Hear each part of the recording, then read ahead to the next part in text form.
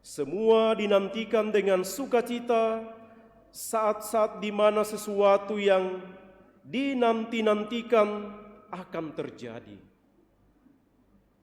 Hari ini, Bu Bapak, Saudara-saudari, kita memasuki masa Advent.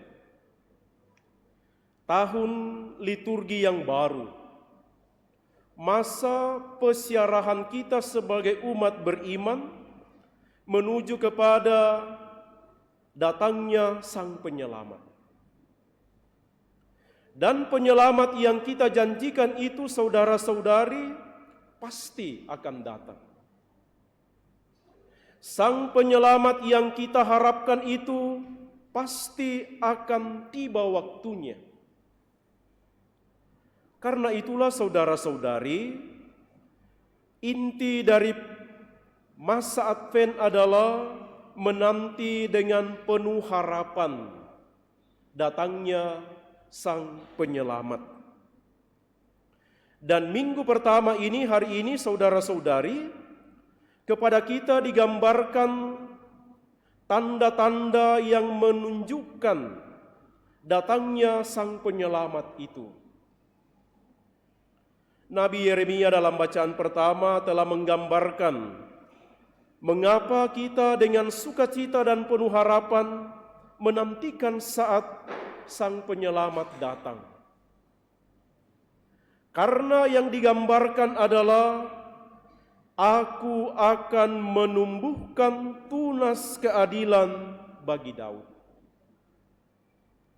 Suasana bangsa Israel adalah keadaan ketika mereka merasa ditindas atau dibuang dari tempatnya, dikuasai oleh bangsa yang lain.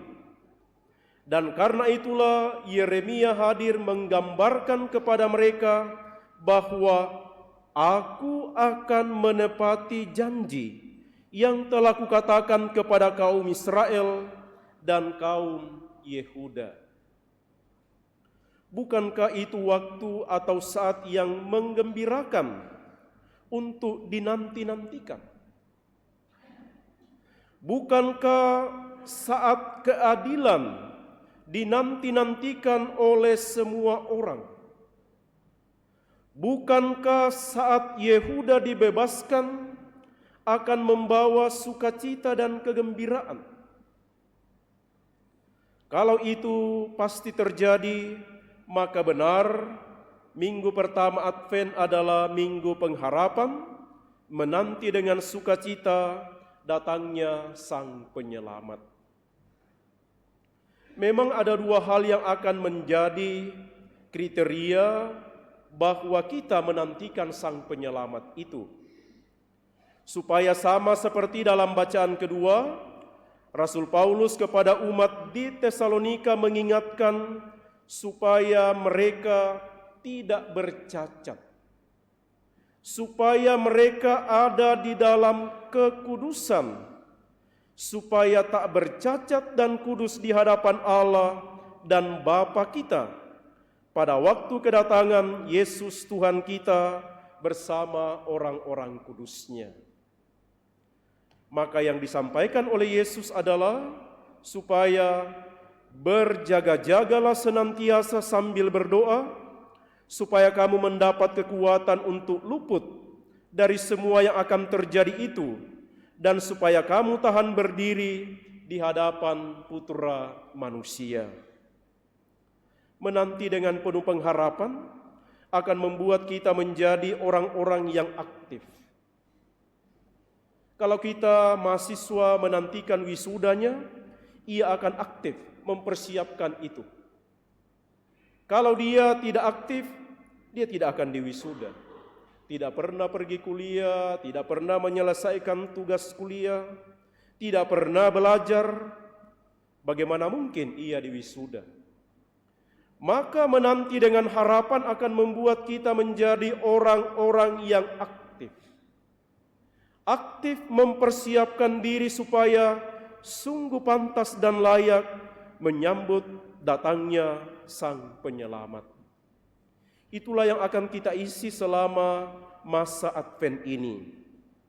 Di rukun-rukun akan ada pendalaman iman. pendalaman Advent. Bahannya sudah disiapkan, tinggal kita terima secara aktif. Kita akan mempersiapkan liturgi-liturgi melalui latihan-latihan. Kita akan mempersiapkan relasi kita dengan sesama melalui pertobatan, pembaharuan diri, mengakui kedosaan kita, memperbaiki relasi kita satu sama lain, dan relasi kita dengan Tuhan. Itu adalah persiapan-persiapan aktif yang harus kita lakukan sebagai tanda bahwa kita menanti dengan sukacita datangnya Sang Penyelamat.